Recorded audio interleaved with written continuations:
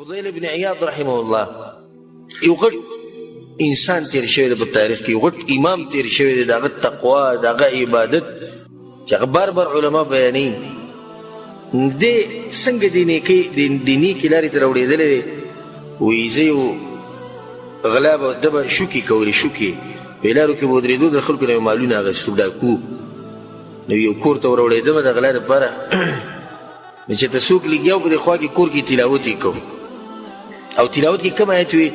ألم يأن للذين آمنوا أن تخشع قلوبهم لذكر الله. الله يا وخت ندر غلط چې د مؤمنانو د زړونو نرم شي د قرآن ته، د زړونو وینه نرمي. فضیل بن عیاض رحمه الله وی زه کېناستم او وی چې بلا یا ربي انا راغی، هغه وخت راغی زما زړه نرم شو.